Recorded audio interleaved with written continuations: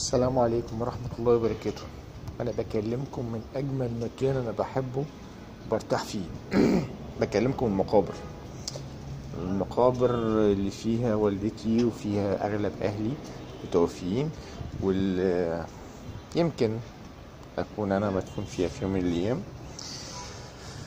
حابب بس أقول لكم على حاجة جميلة. أنا ماشي في ممر ما بين مدافن، كان صورت فيديو قبل كده من المقابر، بس انا حابب ان انا اوريكم حاجه جميله. بس قبل ما اوريها لكم هقول لكم حاجه. يا ترى انتوا جبتوا في سيره مين النهارده؟ اي سيره جبتوا فيها؟ اتكلمتوا على مين؟ كذبتوا؟ هزرتوا؟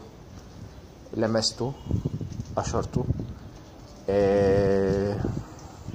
حورتوا في الكلام؟ ممكن ما يكون في ناس كتير ما عندهاش كل الحاجات دي وما فيهاش كل العيوب دي، بس ممكن يكون الناس دي فيها عيب حب الحياة، حب الدنيا. انت حبيت الدنيا بس فكرت في الآخرة، فكرت انك انت تيجي هنا وتشوف مكانك.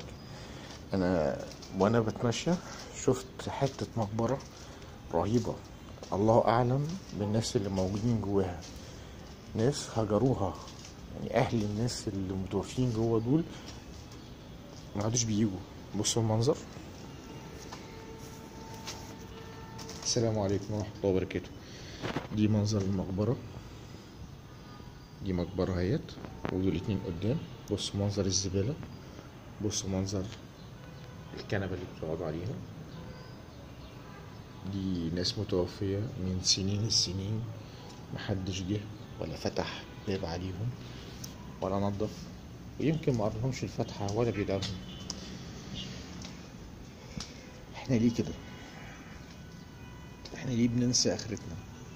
وليه بننسى الناس اللي بتموت؟ ليه؟ انا سمعت صوت هنا.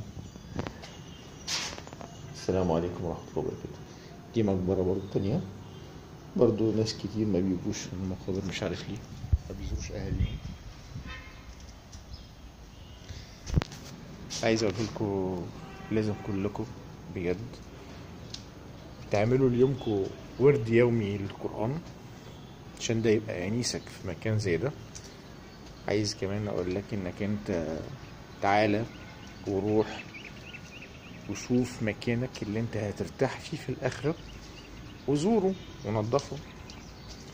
علم ولادك ان انت تنظف المكان اللي انت هتنام فيه، علشان يجولك بعديك وينظفوا المكان اللي انت موجود فيه ويدعولك، كأنها تكون عادة. ده المفروض ده اللي يتعمل. انا بكلمكم من اجمل مكان في العالم بالنسبة ليا.